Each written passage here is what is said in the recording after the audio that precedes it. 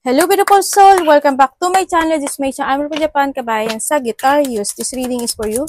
September 7 to 13. Maraming salamat muna sa mga subscriber, new subscriber, cross-watcher, at sa mga bagong pasok dyan. Welcome na welcome kayo sa bahay ni Ate Aimee. Salamat din sa nakataba ng puso ninyong mga comments at sa mga nagpa-personal reading. Marami pong salamat. Kung gusto niyo na energy nyo lang talaga, ang gusto nyo makuha natin, all the details is in description below para sa personal reading. Pakicheck na lang sa baba ng video. General reading tayo sa Guitar-Use, kunin mo lang ang sayo at itapon ang hindi naman sayo. Maring vice versa, energy mo, energy ng person mo, energy ng malapit sa puso mo, nangyari, nangyayari, or mangyayari pala. Use your own intuition, lawakan nyo ang inyong isipan. Energy reading tayo, ano man ang gender mo, ano man ang edad mo, ipasok mo ang sarili mo. Okay?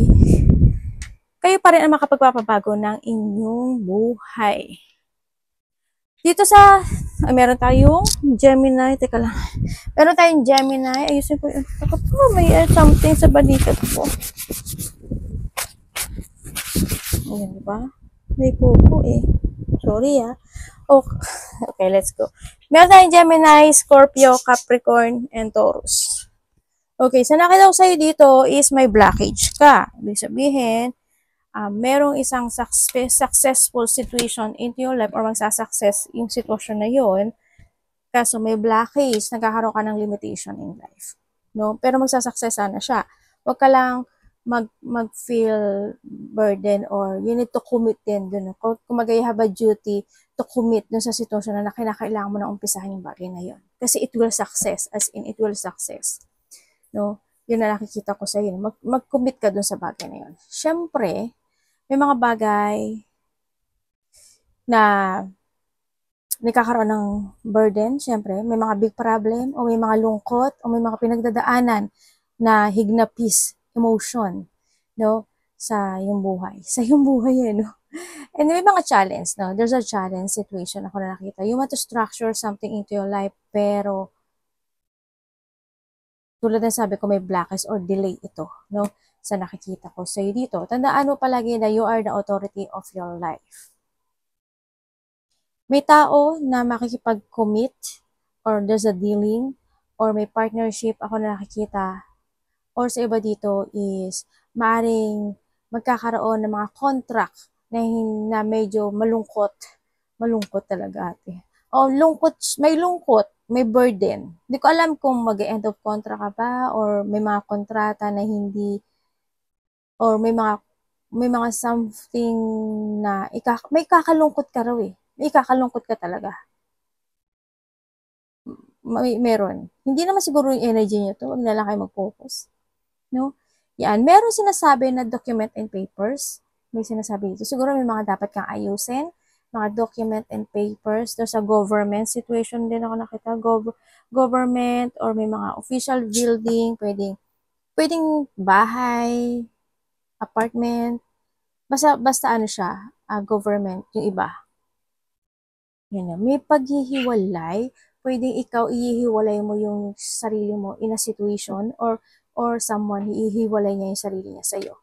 Or may basta may separation, no? Pwedeng ikaw yung aalis, pwedeng someone yung aalis ka sa trabaho mo o sa relasyon or any situation or someone. May paghihiwalay. Loneliness is, sa iba dito is mataas yung ego, no? Or handun din yung sitwasyon. Pwedeng ikaw, inihiwalay mo yung sarili mo sa ibang tao, ganyan. Pwede isa rin yun, pwedeng gano'n. Or someone, inihiwalay niya yung sarili niya sa'yo. And then, handito rin yung, tandaan mo palagi, huwag kang malungkot, always have faith, pero may mga bagay na kailangan mo lang umpisan na. No? Yun ang sinasabi dito. Kailangan mo lang din na magkaroon o mag-umpisa na to transform in your situation. Use your intellect din. Sa nakikita ko dito, makakareceive ka ng information or communication with someone na connected sa'yo na maaari may pinagdadaanan siya. Or maybe ikaw ang kukonect. May pinagdadaanan siyang lungkot or may pinagdadaanan siyang alalahanin. Ganyan. Makakareceive ka ng information or communication sa kanya. Dodge ka. No? May mga biglaang magaganap ang mangyayari. There's a news message, activity, something, you're doing something passion, or you need to start this passion. Yan, meron kang gustong umpisahan o na pwedeng paglalaanan mo siya ng iyong energy. Sa iba sa inyo. Tingnan natin energy mo. Ay, nako po. Sa iba naman sa inyo, sana naman, kasi may blockage pa rin. Pero sasabihin ko pa rin, there's a luck naman. No, there's a chance and hope na pwede kayong manalo ng hindi man ganun kalaki, pero pwede kayong manalo with something. Pwedeng gamble or pwedeng manalo sa kung ano may mga gusto nyong gawin o i-pursue. Yan. May luck ako nakikita. May mga small happiness din ako nakita. There's a new opportunity din na parating sa'yo. Pero sana, ma-actionan mo siya, no? Energy. Ano ba yan? Tumidikit yung card mo sa akin. Parang gusto nila sumama lahat. Sa isa lang. Energy ni Sagittarius.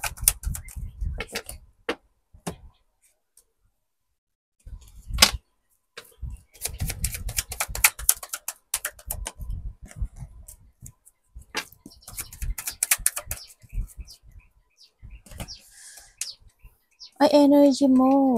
Okay, energy mo. May mga lalakarin ka raw. O may kinakailangan kang lakarin. Ganyan. Iba dito sa travel. Iba na dito is energy mo is you put some effort sa isang bagay o sa isang sitwasyon or you need isang sitwasyon na you want to grow. Pwedeng plano, basta gano'n, merong isang sitwasyon na bibigyan mo siya ng effort. Yan. Sa iba dito may mga ipaprogress daw kayo. Sa iba dito is travel to or sa iba dito is mas more kang mag-explore this time. Yun na nakikita ko dito. Mas more mong babaluhin yung meron ka sa ngayon. Sa iba sa inyo. Di iba naman preparing. Yan, may mga ipaprogress, ipiprepare sa iba sa inyo. Ang energy mo, strong, strength, no? Andito yung katatagan. Siguro it's more on focusing ka this time in your direction. May mga move forward ka, pagbabalik ng tibay ng loob mo. Sa iba sa inyo, it's more on renewal ito, no? Sa nakita ko dito. Mas more kang mag-focus to develop something into your life. Pwedeng kung ano man yan sa aspeto ng buhay mo. You always try to make it balance. There's a new horizon sa buhay mo rin kasi ako nakikita sa iyo. May mga sitwasyon na mag-heal na or may mga sitwasyon na need to heal. Anong parating? Kay Sagittarius Universe. Anong parating?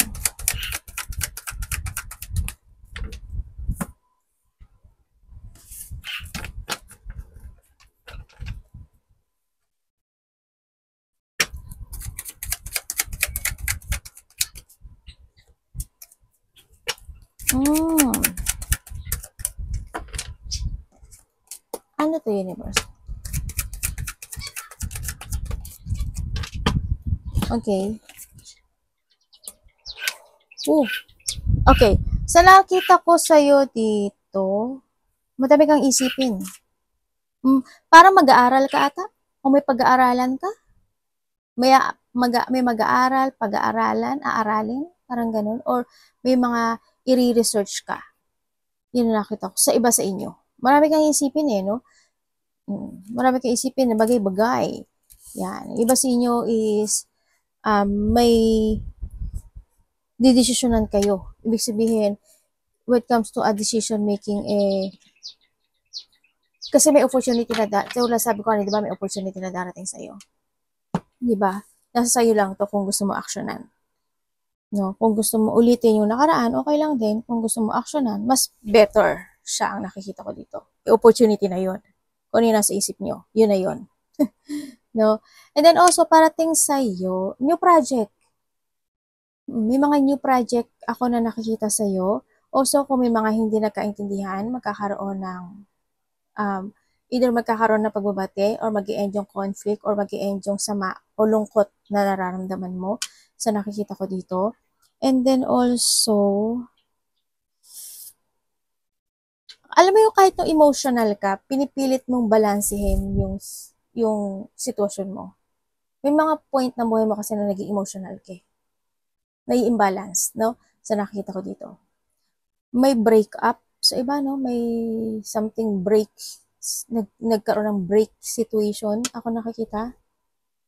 Yun. And then also, may makikipag-communicate daw sa'yo. Pwedeng itong tao na to is makikipag-reconciliation sa sa'yo. Yun na nakita ko. May reconciliation, pero hindi siya nag-a-action. Pero may babalik. Ikaw or vice versa, ha? Magulo kasi isip niya eh. Titingnan ko pa rin sa lab. Want to recover this relationship or this connection or this situation. Yun ang nakikita ko sa kanya. Gusto niya ulitin yung cycle na to. And then, ang parating din sa iyo ay magkakaroon ng hindi pagkakaisa with someone. Pwedeng sa karelasyon mo, pwedeng kasama mo sa trabaho, or pwedeng someone. Hindi kayo walang pwedeng mag-away kayo or hindi kayo magkakaisa. Pwedeng hindi kayo magiging same page, ganyan. May tao na ganun, ako nakikita dito. May tao na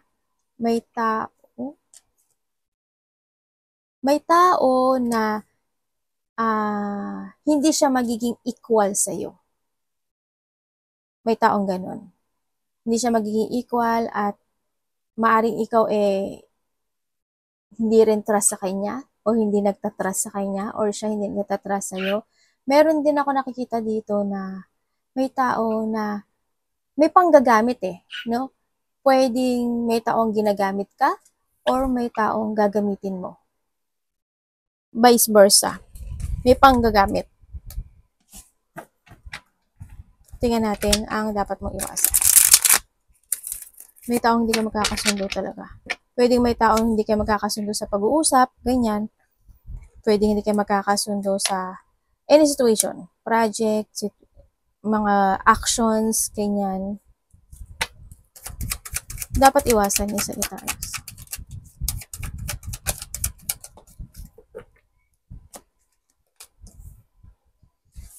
Uy, matay yung iPad natin.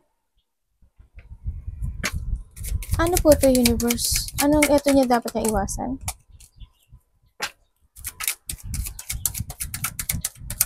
Mag-trust ka sa intuition mo. Dapat mong iwasan yung hindi ka mag-trust sa intuition mo. Iwasan mo yung magkaroon ka ng takot sa pagbabago o sa mga babaguhin mo this time na plano or mga babaguhin mo in your situation. Iwasan mo yung matakot ka. Yung fear of change, yan, iwasan mo yun. Iwasan mo yung magkaroon ka ng self-doubt, iwasan mo mahata ka ng nakaraan, or iwasan mo yung matakot kapag sa ano kalalabasan nito, ganyan-ganyan. Huwag kang matakot, no? Kailangan always ready ka. Kung ano man yung maging outcome nun, experience yun, ibig sabihin. Iwasan mo yung mga taong gagamitin ka. Iwasan mo na maging masyadong magastos or being a materialistic or yung tao na ganun yung ano niya. Yung ganun yung attitude niya, no? Sa iba sa inyo. Iwasan mo is ma-loss of control ka, tulad ng sabi ko kanina, imbalance. And then iwasan mo hindi ka mag-focus to start a new beginning into your life. Yung ma-disconnect ka sa isang bagay to success. Yun. You need to connect. Huwag ka ma-disconnect, no? Yung mga bagay kasi na kailangan mo magpakatatag, kailangan mo magdesisyon, kailangan mo magpasya, at kailangan mo mag-focus. Kailangan mong gamitin yung wisdom to clarity any situation into your life. Umi ka ng guidance. Kamusta po ang love ni Sagittarius? Labi sa lahat, kapatid, anak, magulang, karelasyon, kaibigan, pamilya, or sino man yan. Love po kay Sagittarius. Ay, hindi pala ito dyan. Diba? Parang naglilikpit na ako, hindi pa pala. Love po. Oh,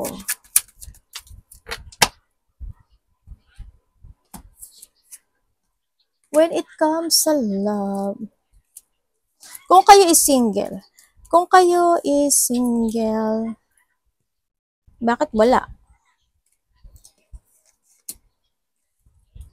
Kung kayo is single, wala eh. natin. Natin, ba't wala ba single? Puro pasto eh. Meron pala. Meron, darating. Mas matanda sa'yo. Sagittarius. Mas matanda sa'yo, darating. Sa mga single dyan, ha? If you prepare about the situation, hindi mag-forward ka. Kung kayo ay nagkahiwalay nitong taon na ito, kung kayo is magkahiwalay, naging controller or maybe handin yung isa na naging hot and cold kasi, no? Pwedeng nagkaroon ng mga ganang sitwasyon, hot and cold situation, napagod yung isa at nagkaroon ng pagpapasya na kailangan na niyang tumahak ng ibang path sa buhay niya. Kung tutuusin, nahang pa nga siya. Sa nakikita ko dito no? Kung tutuusin, itong taon na to, pinahalagahan ka nitong taon na to. Sobra ang pag-aalaga at pagpapahalaga na ibinigay sa vice versa, no pointed name, wala pangalan mo dito. Yun ang nakikita ko dito, ha? Kaso, dumating talaga yung, naging maaring iba dito, naging matagal kayo nito, no? Pero dumating yung time na napagod yung isa at nagkaroon ng desisyon. No, maaring nag-uusap man kayo, bihira. Ako nakikita dito, pero ate, makipagbalikan mo siya sa akin. Makipagbalikan. Namimiss ka niya. Naalala niya yung memory from the past. Sa nakita ko to. When it comes to apology, yes, gusto niya mag-apology sa'yo. Palagi niya naiisip gabi-gabi nitong tao na to. They want to talk din sa nakikita ko dito sa iba sa inyo. They still care. Ano pa rin yung care? Ano pa rin yung wish niya na sana syempre, magkaroon ng new horizon dito sa relationship na to. Kung kayo naman is in relationship nitong taon na ito,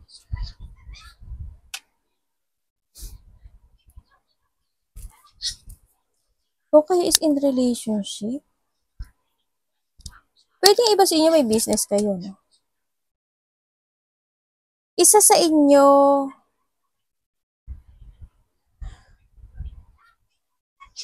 nagpapakatatag at nagpapakamatigas, pero deep inside, malambot siya.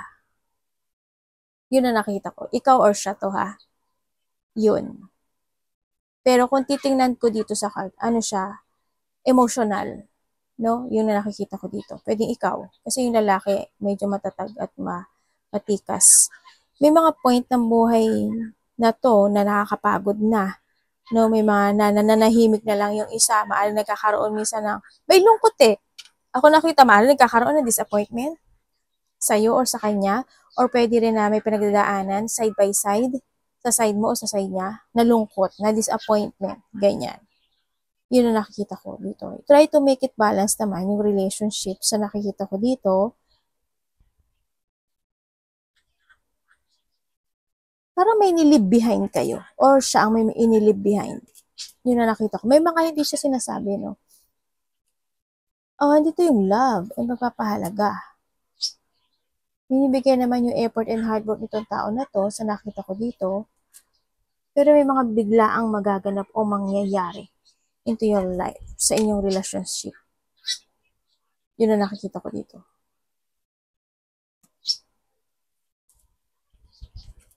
Tingnan natin ano mo. Binavalue ka nitong tao na to. Or ikaw ang nagbavalue, ha? Daan niyo palagi, vice versa tayo. Devaluing this relationship. Itong nakikita ko. Kumbaga, nahandun yung situation na siguro, when it comes sa money, may pinagdadaanan. Ganyan. Sagittarius.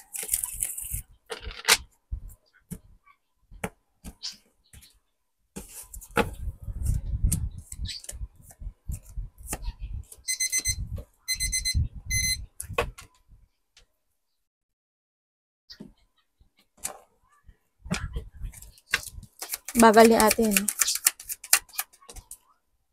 I-speed nyo na lang dyan. Meron naman speed ano dyan.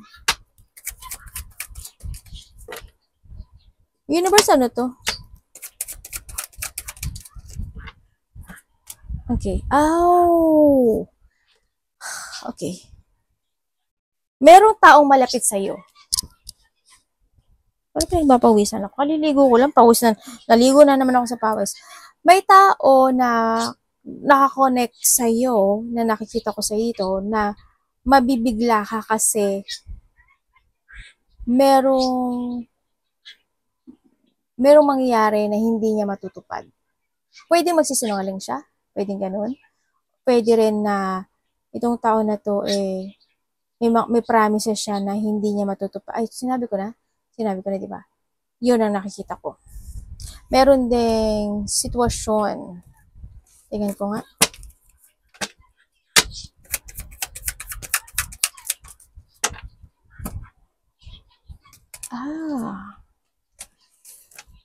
Okay. Ang nakikita ko gano'n na, may tao kasi ako nakikita na abusado, taong sinungaling, controller, manipulative, tao na always break yung promises niya, may tao na dishonest, may tao na basta connected siya sa iyo. Pwedeng itong, sa iba naman sa inyo, pwedeng itong tao na to is unti-unti niyang binabago yung sarili na niya. No? Yun ang nakikita ko para sa iyo. Sa iba ganun. Sa iba dito, baka magpatuloy siya. Sa iba is nagkakaroon siya ng pagbabago or binabago. May mga binabago na sa sarili niya. Also, merong taong connected din sa iyo. Kasi may lalaki. Pwede ikaw to or someone. May lalaki kasi na pwedeng sa iba dito lalaki or babae. Sa iba babae. Kasi wala naman kasi totally gender almost dito sa taro. Pero dito sa card ko, baka sa inyo vice versa, lalaki, may hina yung energy niya sa akin, connected to sa'yo. Maaring hihingi, may malalaman ka sa kanya na hihingi siya ng tulong or maaring tinutulungan mo siya. Parang ganun. May pagtulong kasi ako nakikita dito. Or maybe ikaw, ito, hihingi ka sa kanya ng tulong. Or itong taon ito, binibigyan kanya ng tulong. Vice versa tayo ha. Yun na nakikita ko dito. May mga union ako nakikita. Yeah, may magkakaroon ng union, pagkikita, pag-uusap, with someone. May taong nang aapi. Sana hindi ka maka-encounter ng taong babastusin ka. Queen of Cups. Or magiging siya. Yung hindi maganda yung pakikipag-usap sa'yo. May mga unfinished business kayo, no? Sa nakikita ko dito, may mga disappointment, lungkot ako na nakikita sa iyo. Magiging feeling emotion ka. Meron din ako nakikita na incomplete situation into your life. May self-doubt sa iba. Nakakita ko rin dito na may pag-judge. Pwedeng may tao mag-judge sa'yo or you're judging someone. O may mga pagmamaliit. Pwedeng mamaliitin mo yung sarili mo or mamaliitin ka ng ibang tao or mamaliitin mo siya. Yeah, may mga kamalian. May mga sitwasyon na medyo may delay. Ako nakikita sa'yo kung saang aspeto ng buhay mo yan. And then also, emotion, more on emotion kasi ang nakikita ko dito. Sa iba naman sa inyo is may mga creativity or may mga collaboration ako na nakikita sa'yo. Pwedeng may mga may happy gathering, pwedeng may mga mag-chill-chill, may pupuntahan kayo, maaring may halimbawa ikaw mag-aaya ka, kumain sa labas, uminom sa labas, or someone, yan, may mga mag-chill-chill situation. Pwede sa inyo is close relationship mo yan, or kaibigan, anak, kapatid, or sino man siya. No? Also, merong tao ka na, either may tao na susuporta sa'yo, or at pagbibigay ng pagmamahal, or ikaw ang magbibigay nun sa kanya. No? Sa nakikita ko dito.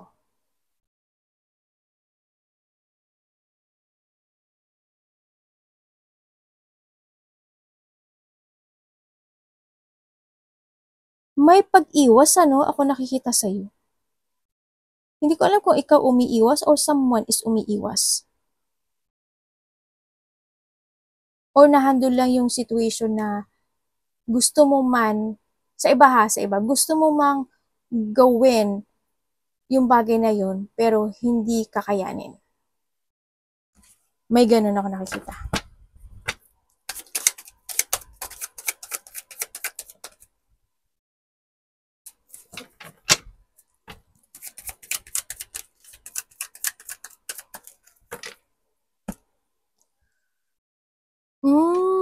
Mukhang sa iba sa inyo may mga i-move forward ka na plano, no? I-move forward mo na to. You're getting away with something or mag-i-escape ka sa isang sitwasyon na it's not working to you anymore. Yung iba sa inyo ha, yun ang nakikita ko dito. I-release mo yung sarili mo sa isang toxic situations in life or hindi naging magulo or hindi naging maganda. No? Yun ang nakikita ko dito. And also, is may mga preparation, actions, and ipaprogress kayo ng mga bagay-bagay. Also, this is a freedom. This is more on freedom. Sa nakita ko ito, may mga pupukusan ka this time. Sa nakikita ko sa iyo dito, may mga i-move forward ka, i-put something bound, mag-put effort ka dun sa bagay na yun, and ma-feel relaxed ka na, and feel peace. Sa iba sa inyo, maaring may mga travel, may mga malayo man yan o malapit, may mga traveling, or nandun yung sitwasyon na kinakailangan mo magpahinga rin minsan. O maaaring magre-rest day ka, maaaring ganun sa iba sa inyo, para maibalik nyo yung inyong confident or maibalik mo yung sarili mo sa iba sa inyo. Anak, wag ka sa ulo ni mami. Hindi ako tiwala sa ulo kasi pupupuan mo si mami. You're getting away with something into your life. Ba dito baka may travel nga kayo. Travel or lakad. By 3 days, 3 weeks, 3 months, nangyari na or mangyari pa lang sa iba sa inyo. Pag re-reclaim ng power mo, no, andito ka na sa sitwasyon mo. You're reclaiming your power, you're restoring your control. Sa nakita ko rin dito. And also, you're being independence, no? This time, sa nakikita ko dito. Anak, may mga hindi pagkakasundo or nag-away or kung dati naging magulo yung isipan mo, this time is magiging panatag at magiging okay or magkakaroon ng mga pagbabate.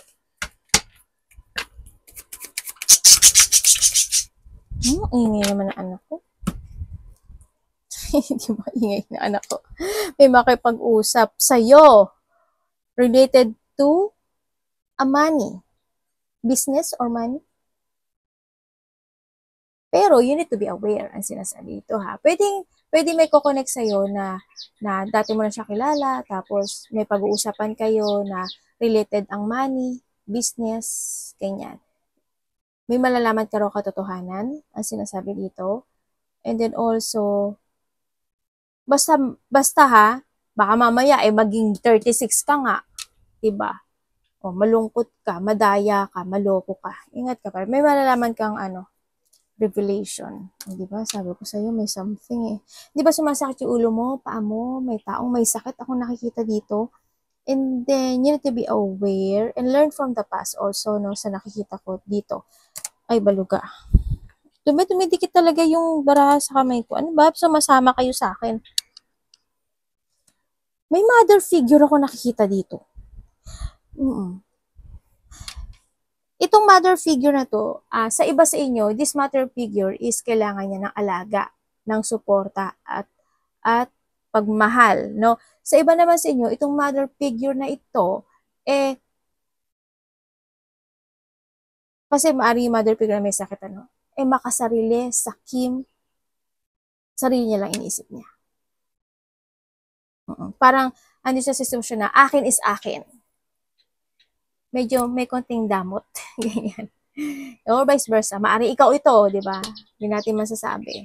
Pero ang labo naman kung ikaw ito kasi hindi naman ganun yung nakikita ko when it comes to Sagittarius. Masyado kayong malambot. Alam niyo yun? Lalaki ka man o babae. Oy, save money ha. Sinasabi dito, you need to save money. Sa iba siya may mga business kayo, malaki man o maliit. Pero, may mga decision making ka daw na kailangan mo nang gawin. Let go. Kumbaga, let go the past. It's done. Start a new beginning in life. May mga life-changing decision na kailangan gawin. Transformation also. Yun nakita mo. Magnetic ka naman Sagittarius. Magnetic kang tao. Kaya huwag kang mag-aalala sa mga taong ko-connect sa'yo. Magnetic ka kung sa magnetic. Pero kailangan mo lang palagi magtatrust ka sa intuition mo. Ha? Para hindi ka rin maloko. Arigato naman sa God bless.